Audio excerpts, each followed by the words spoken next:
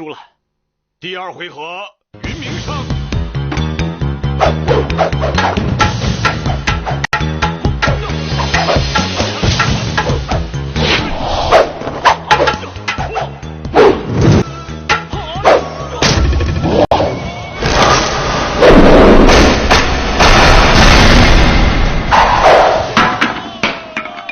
我宣布，方世玉胜。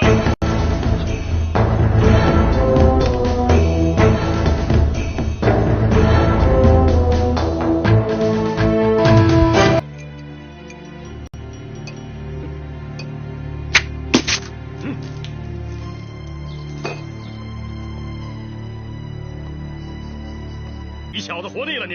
呵，老子还没生气呢，你这个和尚倒先不服气了。哟，大爷，我今天心情不好，正好拿你们几个小贼开练啊！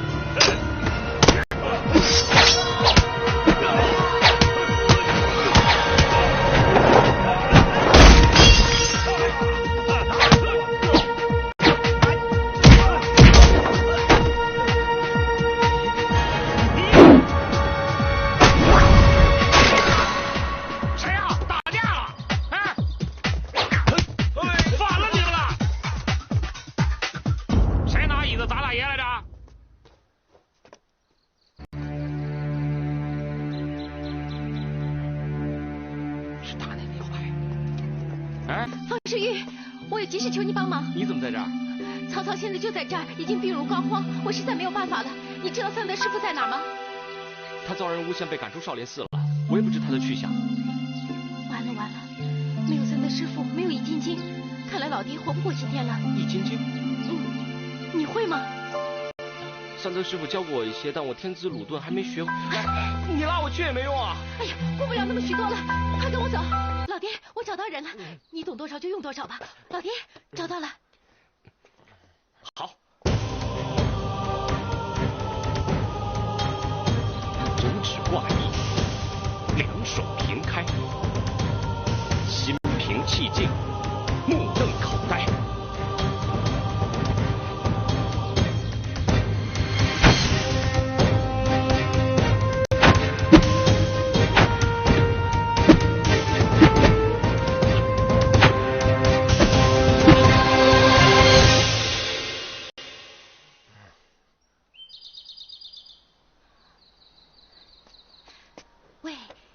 紧张，你耍了这么久，怎么还没开始啊？赶快吧，快点！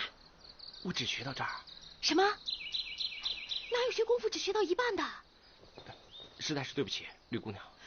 对不起有什么用啊？我又找不到三德师傅在哪儿。找到三德师傅，就可以救曹先生了吗？找三德是唯一的一个办法了。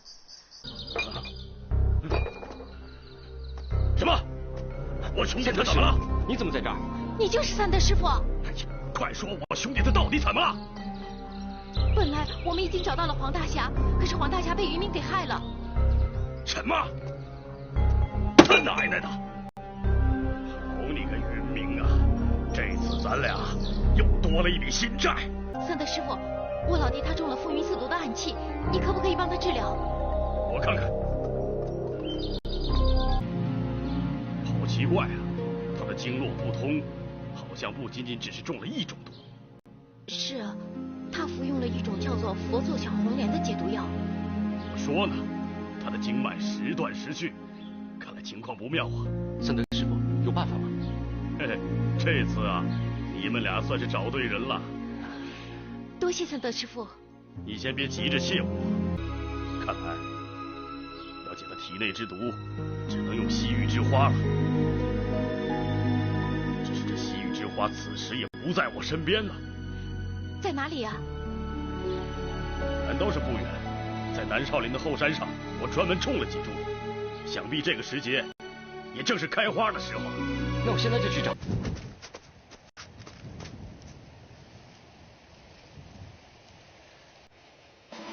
哎，你看那株会不会就是西域之花呢？应该是。怎么把它拿上来啊？用这腰带把它卷上来。让我来。来，小心。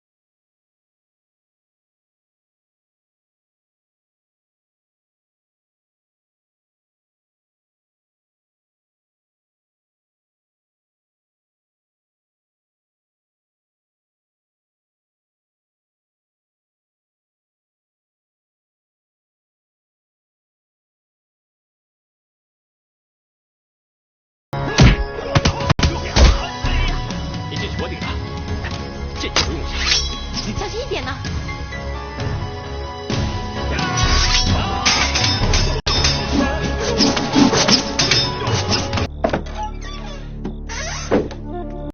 三位师傅，是这个吗？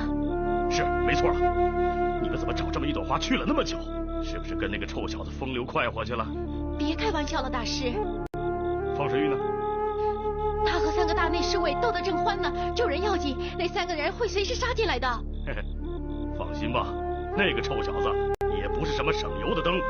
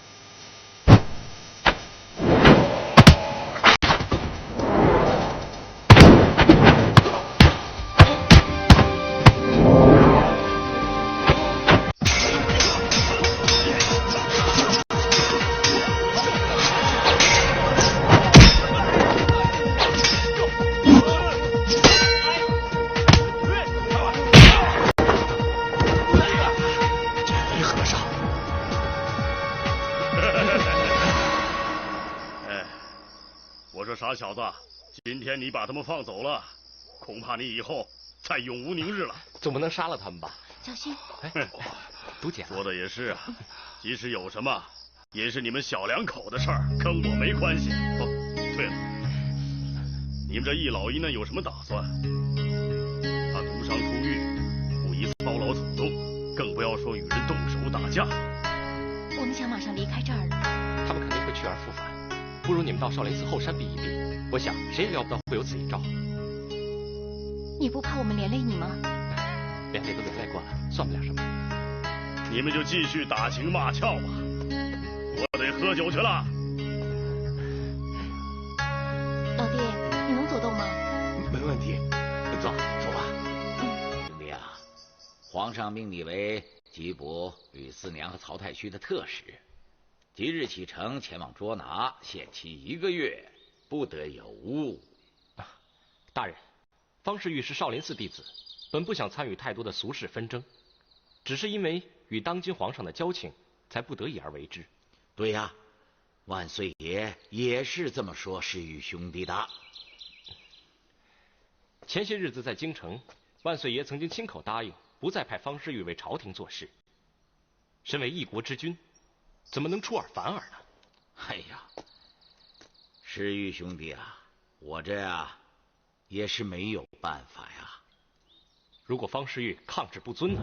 哎，万岁爷就会说了，命方世玉在1个月之内抓住吕四娘，万岁爷有赏；若捉拿不到，则要拿整个南少林试问。世玉兄弟，你看这事儿，世玉，你自己决定吧，老大绝不会怪罪你的。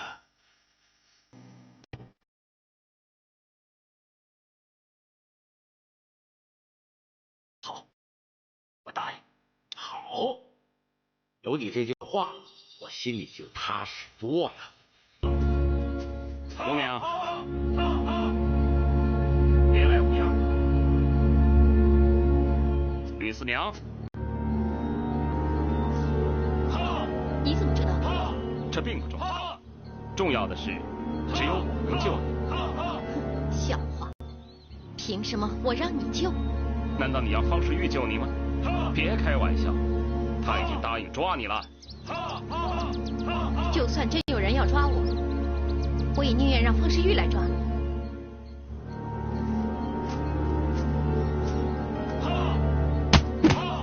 跟我走。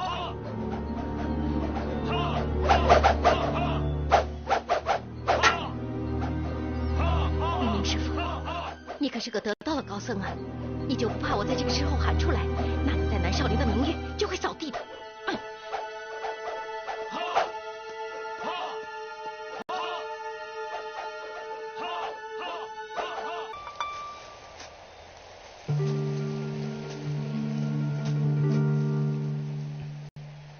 绿姑娘，方某，对不起你。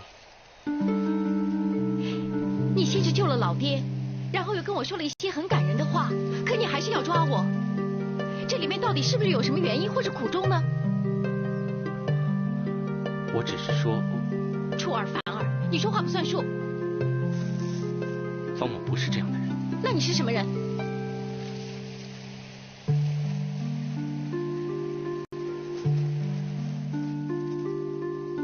绿姑娘，你走吧。啊？我叫你走啊。为什么？不要问为什么，赶快走。走啊！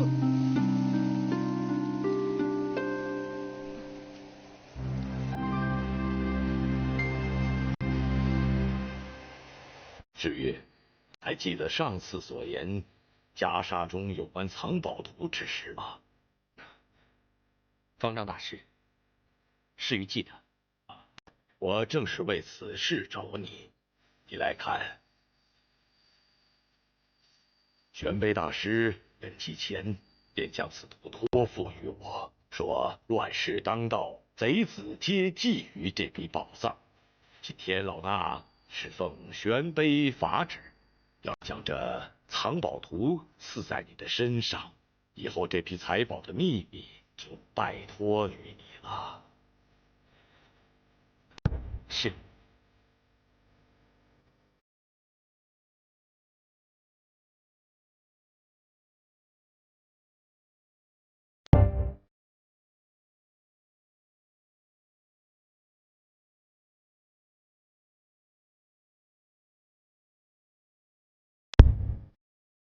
师傅，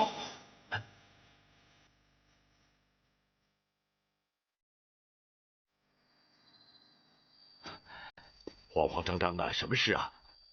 哦，我适才看到一个人，好像是三德。知道了，你退下吧。是，师傅。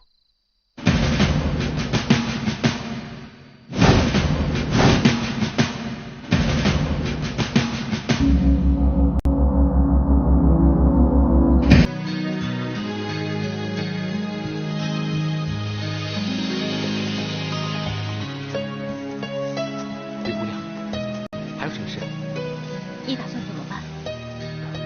哪方面？你怎么向乾隆交代？这天下是他的天下，你就不怕他对你、对南少林不利吗？怕。不过，我跟他还算有点交情，就凭这点香火之情，所以我打算去京城一趟。你不是为了我去找他吧？这是唯一能将问题解决的办法。冤冤相报何时了？我会劝他，算了吧。那你认为凭这种交情就能劝服他吗？尽力而为。除了这个方法，还有其他的吗？没有，而且这是最彻底的方法，解铃还须系铃人。方世玉，你太单纯了，人是会变的。昔日他只是个亲王，但如今他已经是皇帝。正所谓伴君如伴虎，这个道理你应该懂得吧？我明白，一王之心深不可测。但从大道理来说，这世间既然有朝廷，就得有人匡扶帝业，断不能因为一句话就抹杀了一切。到了，寺里的晚课收拾了，属下要等到大家都睡着以后才能够出来。我接受你的解释，可是有一件事，你已经迟了很多很多，余明知道。不过以属下的意见，既然已经等了这么多年了，也不在这一时。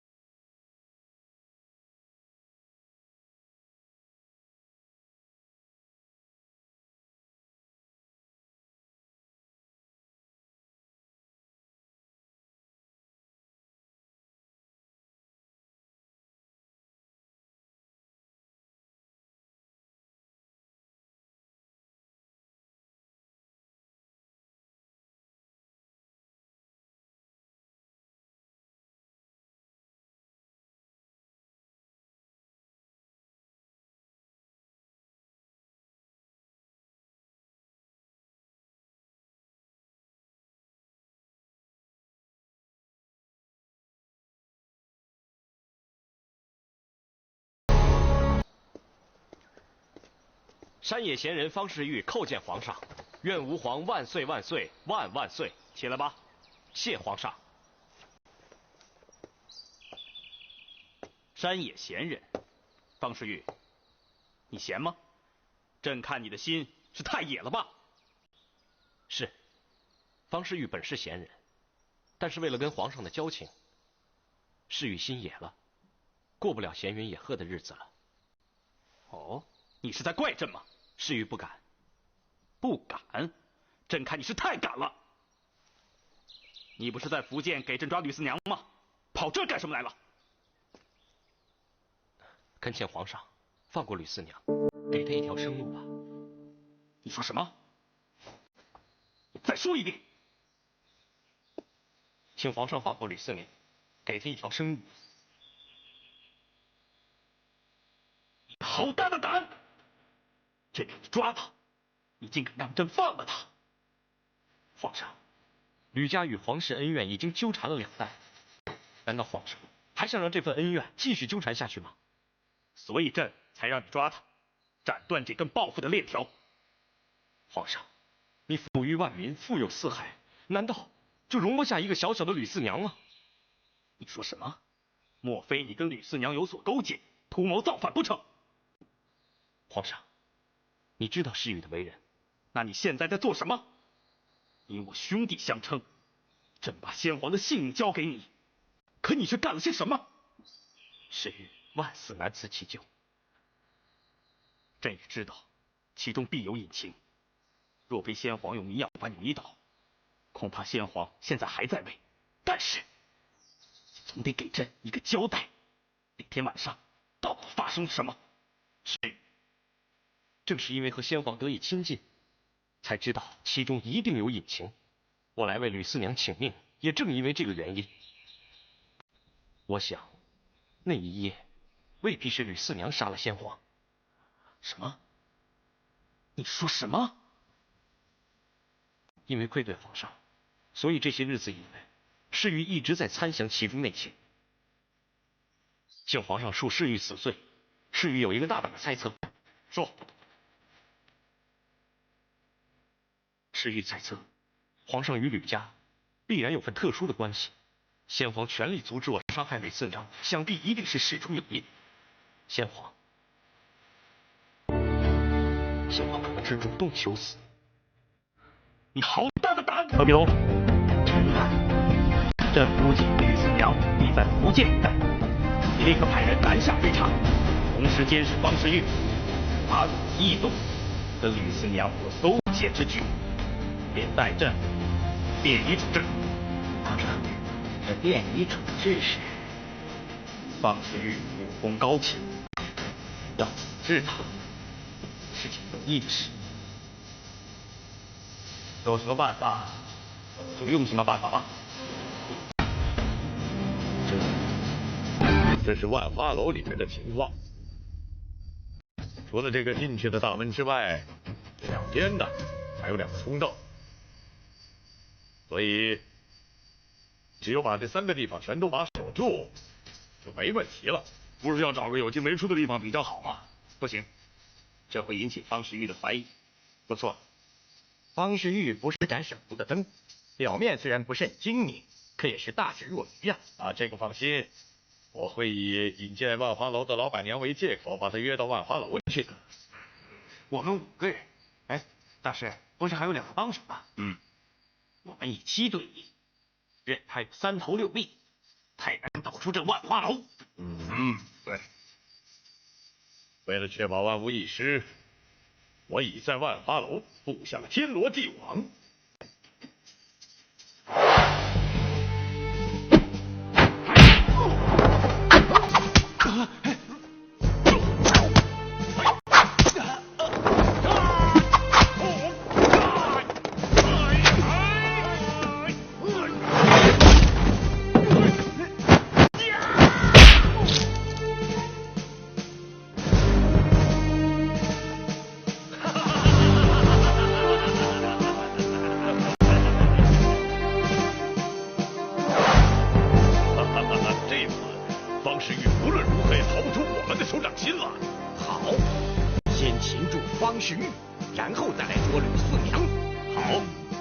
那我们大家就各取所需喽。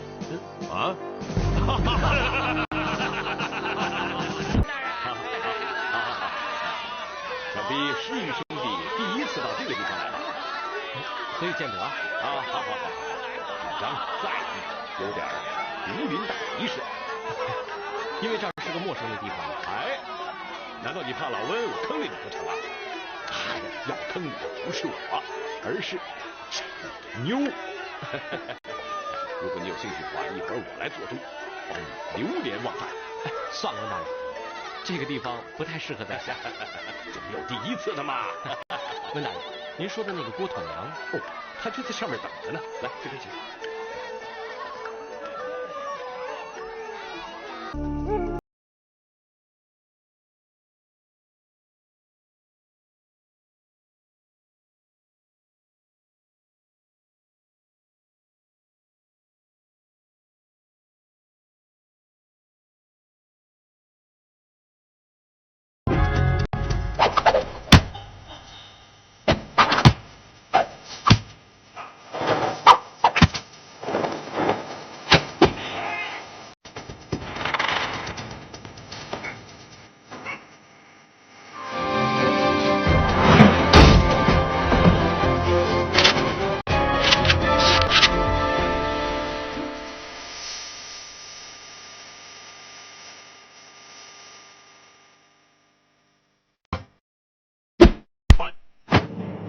不能杀他。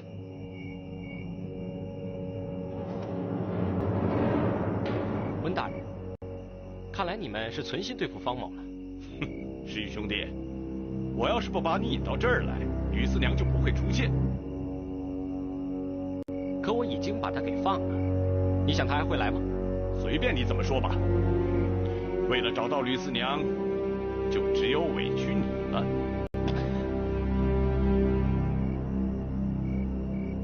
云明师兄，你也是为了吕四娘来的吗？哼，你不是很想知道我的背后究竟隐藏着什么吗？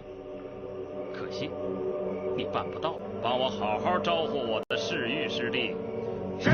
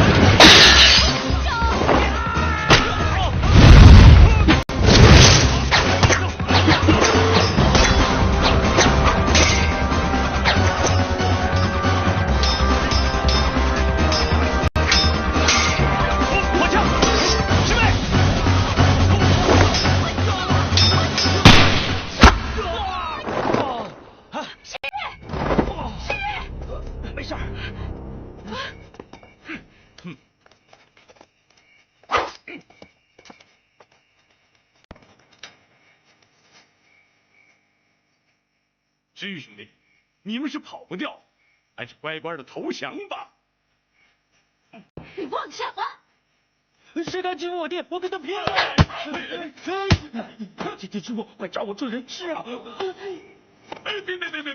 他是我儿子！别过来！过来的话，杀了你的宝贝儿子！大家都别动，是我儿子！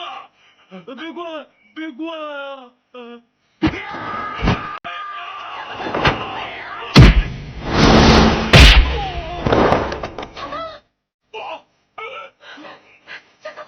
别管我，快走！师妹，快走！都别过来！别动，都别动！走开！都别动！那是我儿子呀！都别动！姐姐师傅，我不想离开你，可是我有一个请求，你一定要答应我。你说什么，师傅都会答应你的。不要伤害我爹，他叫白凤淑玉，也是被逼无奈。其实他心也挺好的。姐姐师傅，你能答应我吗？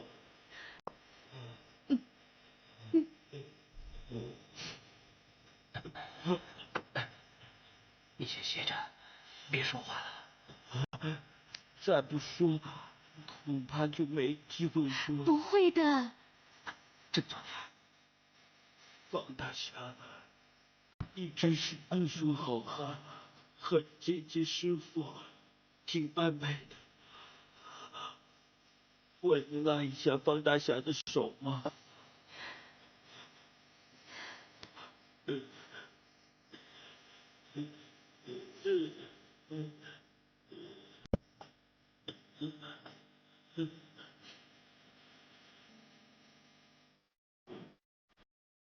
这视频放大啥？有一天，你们俩结成夫妻的时候，一定要告诉九泉之下的小道道。不会的，你不会死的。撑着。这个是我爱你要求，你能答应我吗？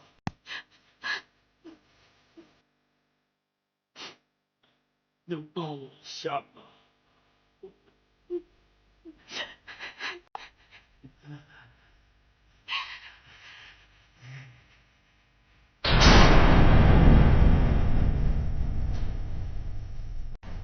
小头头，小头头，小头头，小头头，小头头。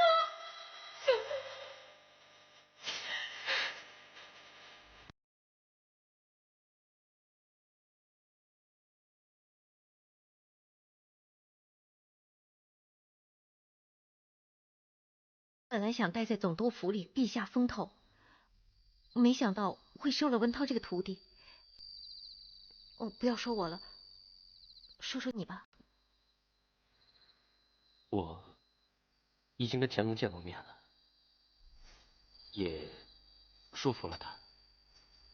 可是他有个条件，就是要你从此归隐，不再露面。是吗？你会答应吗？你还记得南少林的那个后山吗？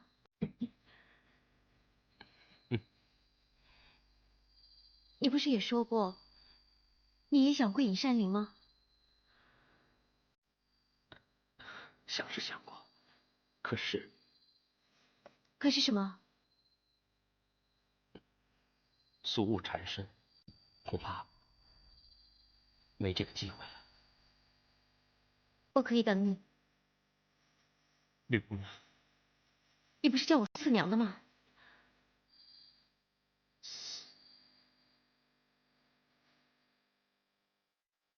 想。难道我这样说还不够清楚吗？不，只是你根本在骗我。没有。有。如果我没有猜错的话，乾隆根本没有答应过任何事。你担负着对南少林的义，还担负着对我的。其实你没必要骗我。有什么事情我们不能共同面对呢？我们是萍水相逢，不错，是有惺惺相惜的感觉。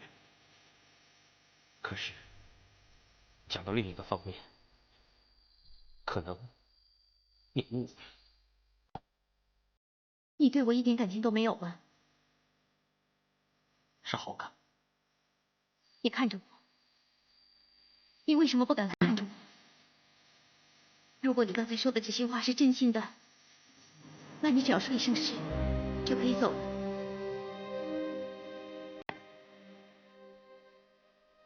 是，我可以走。请你。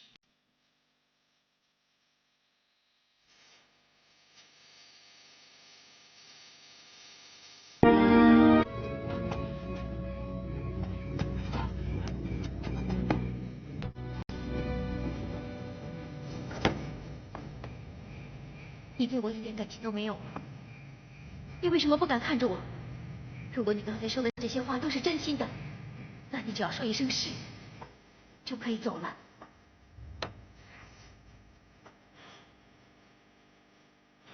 还不让我啦？怎么发呀？哎呀，你过去看看，你兜里有没有钱呐？哎，聪明，这叫君子爱财，取之有道呀。我看看有没有值钱的。啊！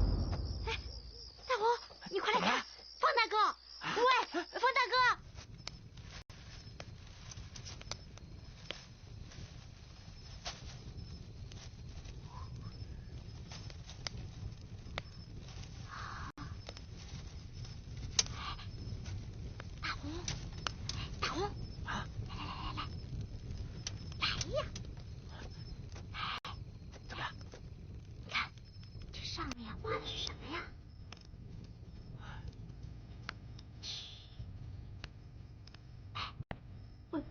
宝图啊？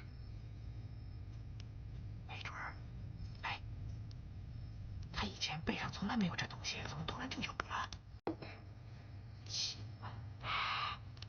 会不会是最近才刺上去的，或者以前就有，只是用什么药水隐去了，现在又碰上一种药水给解了，才又显现出来了。哎，你刚才没给他上药吧？没有啊。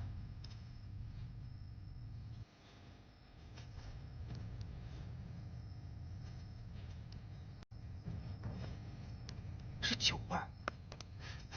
他干嘛把酒弄到身上撒鼻子呀？我他怎么弄上去的？我明白了，他这个呀，只会沾酒，这背上的图啊就显现出来了。要我说，要这样花心思去隐藏的，肯定是藏宝图，绝对是。老虎，咱们要发财了！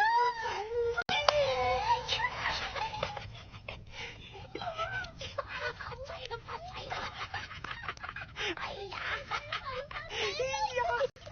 卓灵，方大哥，诗月，方大哥，诗月，你身上有枪伤，得给你上药啊！啊，我怎么会在这儿？你还说呢？你晕倒在街上，刚巧被我们碰到了。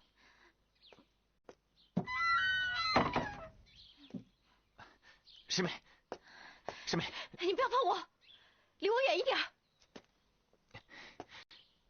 我实在是没有办法，我真的是太爱你了。如果我不这样把你弄回来，我就不知道该怎么跟你说话，怎么向你倾诉。你到底想怎么样？你为什么老是打断我说话啊？你就不能听我把话说完吗？你想干嘛？师妹，实在是对不起，该你说的时候，我会让你说的。方大哥为人坦荡，又没有做过对不起别人的事，他怎么知道有人会暗算他，是吧？那倒也是。世月，你是不是跟什么神秘事情扯上了？有人要害你啊？哎，方大哥，刚才我们出去买糕的时候，就有人在传说昨天夜里万花楼打的是昏天黑地，打的是兔爷爷不认识兔奶奶，乌龟不认识王八了，是不是啊？方大哥，是不是也把你卷进去了？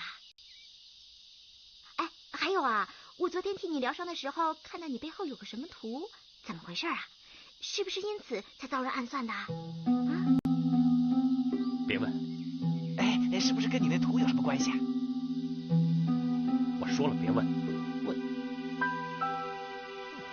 你身上那个图是藏宝图啊？是吗？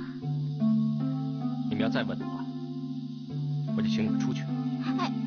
人家是关心你嘛，不如说了，心里有个底，我就是想一直保护你嘛。你要不说，我们不赶紧走嘛？你们不走，我走。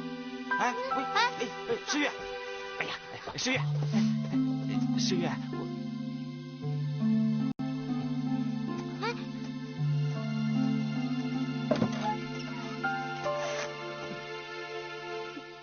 他身上那个图，一定是南少林的藏宝图，肯定是，要不他干嘛对我那么凶啊？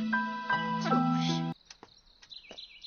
哟，客官，来壶酒。好，您先坐着，我给您准备去啊。好。诗玉，救我！新娘，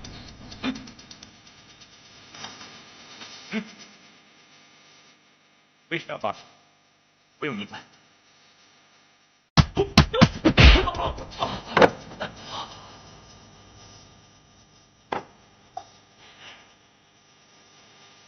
师妹，你们走。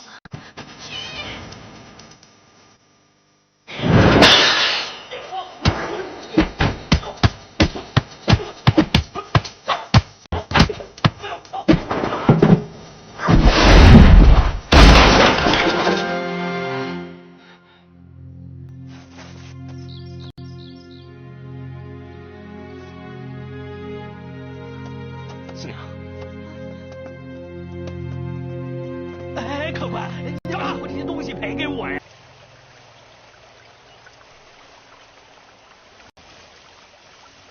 你跟着我干嘛？我没话跟你说。方大侠，你是否忘记了你说过的话？我不要你解释，我也不需要你的同情。没有你，我一样会活得很开心。所有的事情我都会去面对。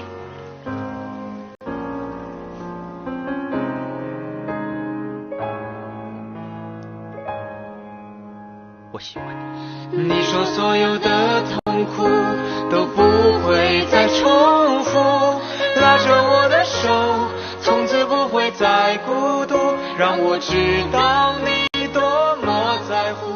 即使得不到更多祝福，却有我给你安抚。就算你会哭，如果你真的领悟，给你的爱。他曾扬言说抓不住你就要抓住云南省，但我后来想到，正如玄真大师所言，他断不会这样做，就是要报复，也只是针对我而已。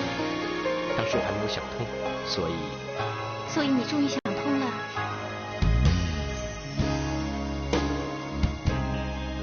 因为我终于明白，你才是我这辈子最应该珍惜的。二位很有闲情逸致嘛，啊？果然是事实。石玉兄弟，你果然跟钦犯有勾结，让我逮了个正着。你没话说了吗？文大人，别忘了，我是奉皇上的命令捉拿吕四娘的，跟他在一起，理所当然。好，临危不惧，说谎话脸都不红，佩服。可是谁说让你押吕四娘进京的？你看，这是万岁爷的手谕。别看了，还是乖乖的束手就擒吧。文大人，你我同是被皇上担差，而且我跟皇上的关系非同一般，难道温大人真的？好，师兄弟，我白你这个账。不过你我以前的恩恩怨怨，也从此一笔勾销。好，在想什么？咱们干脆走了算了。四娘，让我再想想。你就这么想，都想了2个时辰了。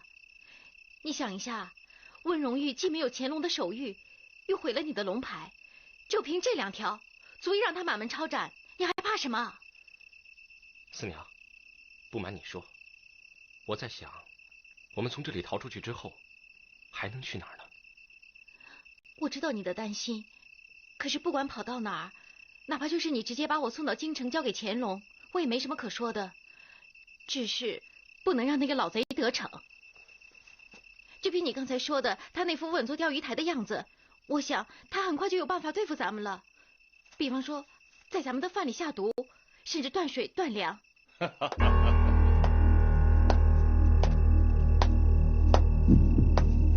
果然聪明，我想做的你都想到。既然如此，那咱们就不玩花样，一步到位，遏制你们。来啊！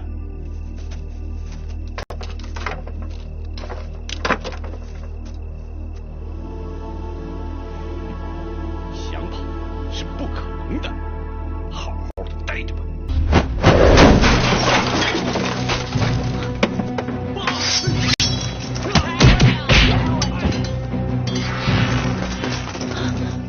别动！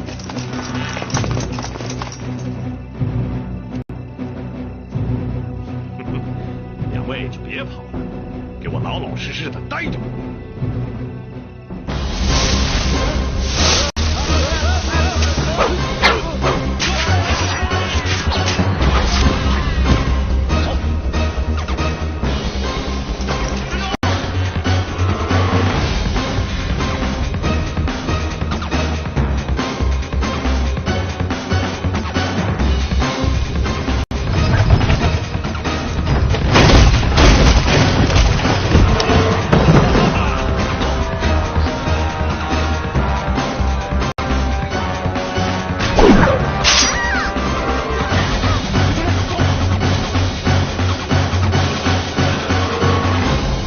女子刺出致命一剑，竟然被对方剑鞘收住。神医只是扒一下病人的上眼皮，就立马出手，连续戳中病人的胸大肌、胸二肌，紧接着取出木锤和木尺，朝着胸大肌锤了9981下，然后用滚轮滚了3滚，推远病人。神医两手齐上，敲完前胸敲后背，打得病人死去活来，看得其他病人只想逃跑。神医敲累了之后，一记摆拳，病人晃了几下脑袋，吐出血来。这下病人如何还敢就诊？争先恐后的往外跑。一旁的老仆却不为所动。没事了，真的很舒服哎。这时，一名助手在神医旁耳语2句，神医立马要求关门谢客。伙计刚要关门，一只黑色的不明飞行物飞入场中，直直砸在衣桌之前，正是一只漆黑的棺材。这一变故，神医很是猛批，来人飞身跃到棺材之上。神医虽然能妙手回春，可医治死人绝无可能。上面的公子如何肯放弃？这药膳是吃不死人的。今天本公子就是为他们来讨回公道。说罢，一脚踹飞棺材板，神医匆忙躲到防空洞下，把里面的假死人吓了个半死。紧跟一脚，二人如恋人般抱在一起。公子飞身踩住神医，别欺人太甚，我易某与你往日无冤，近日无仇啊！听完对方回复，公子放了对方，反而朝一旁扫地老仆走去，只一脚。你干什么？原来这佝偻老仆身怀武功，两人过了几招，公子一把制住老仆。哎呀，要命了！哇！二人来到后堂，原来公子求医是假，找人是真。要怪就怪你的徒弟太不成器，每说一句话都要看你一眼。曹太虚叩见四小姐。曹太虚原为他的家臣，深受其父的恩惠。我娘的剑呢？等等。曹太虚挪动花盆，花盆一转，后面的壁画一动，他取出一柄古色古香的宝剑。四小姐说出前来的缘由：劫杀宝亲王。一见曹太虚不干应承，四小姐拔剑相逼，曹太虚只能虚与委蛇。第二日，提前安排的樵夫拦住了宝亲王的轿子。大哥，小看看。不挡道。没想到王爷颇为大度，安排手下扶车，这样正中下怀。众侍卫刚一扶车，两侧巨大圆木飞来，击中侍卫。后排的护送官兵也陆续遭遇巨猛攻击。这下变故太过突然，整个队伍人仰马翻。没想到一波未平，一波再起，无数冒烟的竹竿飞来，把官兵当作移动标靶，不停攻击，正面杀了一众蒙面人。就这样，蒙面人与官兵战作一团，他们训练有素，与满清卫士相斗，不落下风，显然筹谋已久。逐渐凭借人数和武力优势，蒙面一伙占据主动。这点狐狸在哪儿？他们在咒在里面。二人窥算王爷在轿内，提前安排的钩索派上用场，按照提前演练的，分四面八方勾住轿子，四人用力一拉，果然一名王爷打扮的人出现，并加入战团。不见兔子不撒鹰，二人直捣黄龙。这个王爷武功竟此不弱，与2名高手对敌仍可自保。这时，一名勇武士兵忙来救驾，一套地堂刀法逼退二人，劈中地上钢刀。蒙面的曹太虚更是险象环生。四小姐察觉有异，上前与勇士斗在一处。四小姐武功精熟，没想到这名士兵对付四小姐的同时仍有余力。危机关头，地方官兵姗姗来迟，人太多了，走吧。蒙面一伙溜之大吉。参见宝亲王爷，小的护驾来迟，王爷受惊了。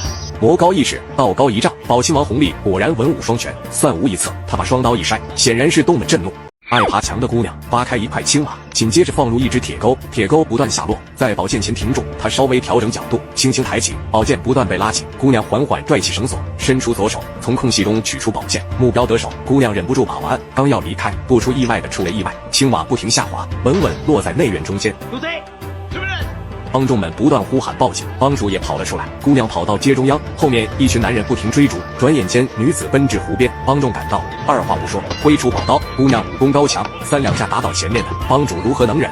站住！你再往前走，我把仙女剑给扔了。帮主是个老江湖，你也不想想，这么贵重的宝剑，我能把它放在外头啊？姑娘做事扔剑，没想到姑娘刁钻任性，真把宝剑抛入湖中。宝剑入水，一众人马都去捞剑，女子趁乱逃离。缓过劲来的帮主看着刻舟求剑的手下，发誓要手撕了女子，为掩人耳目。姑娘蒙面参加比武打来，不想人群中却见到自己的如意郎君，可第一个对手已经被推了出来，他飞出一脚，对方直接跪倒，接着一套连续腿法，对手直接飞出舞台。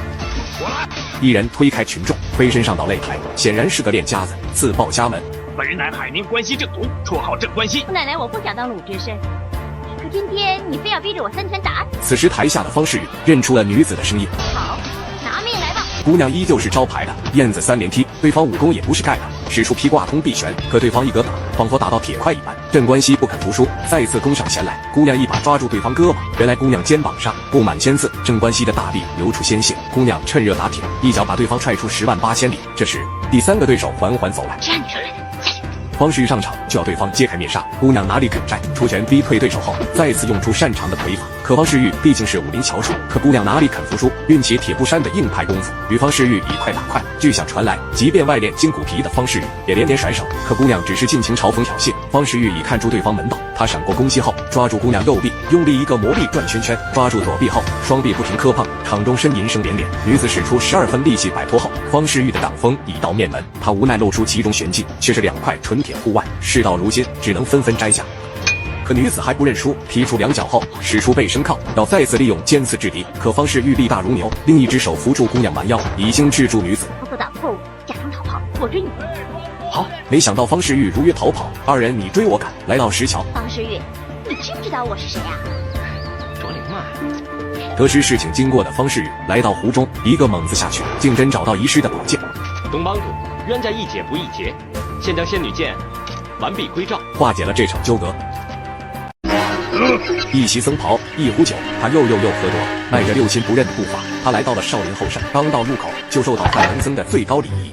三德，你又喝酒了？他甩开棍棒，显然今天的深水炸弹有点猛。不行啊！他干脆扯过木棍扔开，前方走出罗汉堂首座云冥，替大和尚开脱。原来自唐以来，少林寺不受酒肉之戒。三德施出，请。却换来三德的宇宙无敌超级大白眼。三德很是提防假仁假义的失职，一心想解开云冥的真面目。少林寺究竟想干什么？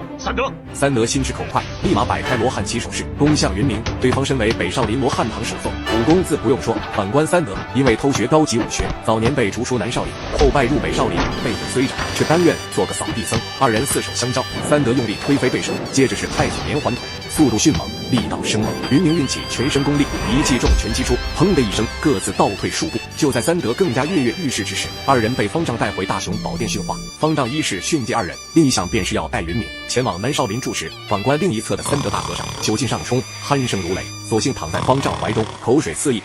可就在方丈和云冥出发的第二天，少林寺就迎来了一名强悍的挑战者黄笑侠。他堵在寺门，不停找出入僧侣的晦气。信任方丈，只好安排2位云字辈的高手出战。少林寺的和尚全是贱种，不骂2句还真不行。黄笑侠武功高强，直接攻击2人。黄笑侠的武功以实战性强，融合南北武术精华著称，其技术体系既有传统武术根基，又吸收市井元素，形成独特的黄笑侠拳法。不时便击败2位云字辈的高手。我等甘拜下风。这下黄笑侠更加嚣张，可高手都不在，新方丈已打算亲自下场。反观寺外，正赶上没喝酒的三德往回走，他立马冲到黄笑侠面前，二人一边转圈，一边看着对面那个和自己相仿的武者。看你挺能打的！眼见对方不停抖动的胸大肌，黄笑侠更加兴奋。过2招怎么样啊？好啊！痛快！黄笑侠化拳为止，二人均是功力深沉之辈，当真是关公战秦九，张飞斗李逵，谁也不服谁。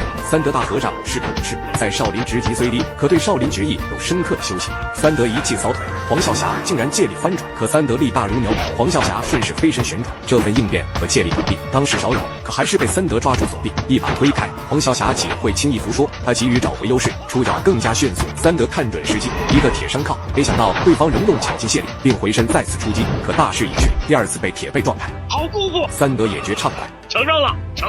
二人互道姓名，均生出相惜之感。老黄失礼了，北少林果然卧虎藏龙，兄弟也不错，老黄服了，告辞。黄笑侠急忙缩回酒中仙，满一口后，刚要离开。站住！兄弟喝的这是什么酒？